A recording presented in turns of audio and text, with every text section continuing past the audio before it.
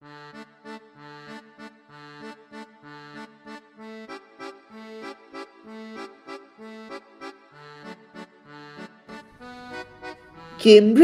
ইউনিভার্সিটির মধ্যে বেশ কয়েকটি প্রাচীন জাদুঘর রয়েছে।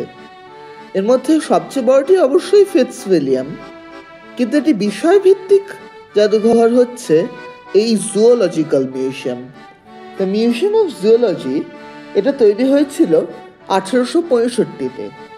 খুব যে বড় এমন বলা যাবে না, কিন্তু এত সুন্দর এবং এত সমৃদ্ধ সেটা সত্যি অভাবনীয়। ঢুকলেই দেখা যাবে মাথার উপর ঝুলছে একটা বিরাট তিমির কঙ্কাল।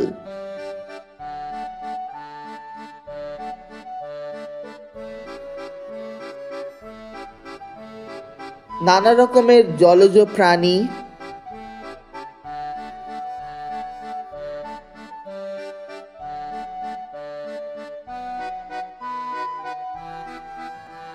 জলজ ঝিনুক, শাঁখ প্রভৃতি।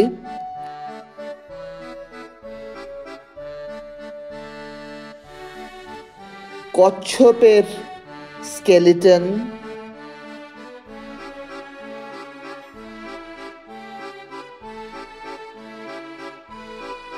জলের প্রাণীর জীবাশ্ম,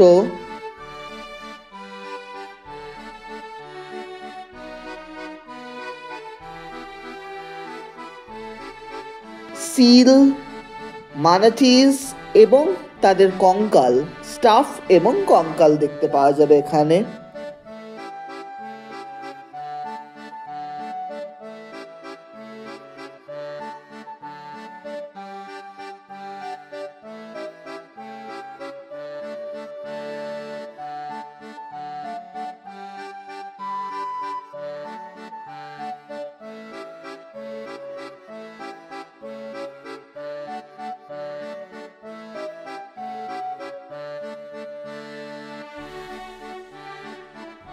কত রকমের যে স্টারফিশ হয়,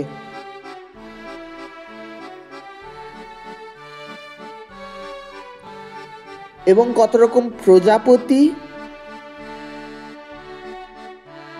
এবং পোকামাকড়। নীলগাইয়ের একটি স্টাফ রয়েছে।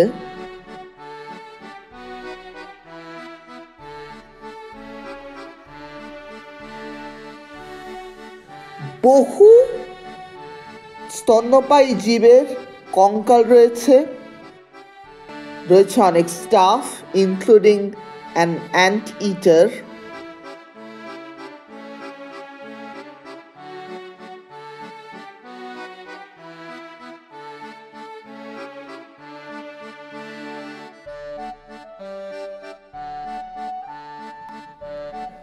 বহু প্রজাতির পাখির স্টাফ এখানে দেখতে পাওয়া যাবে। তার মধ্যে এম্পারার পেঙ্গুইনও রয়েছে।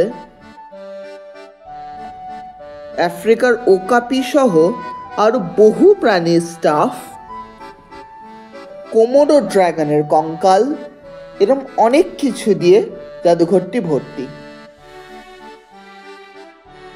তবে এখানকার প্রধান আকর্ষণ হচ্ছে ডোডো পাখির কঙ্কাল।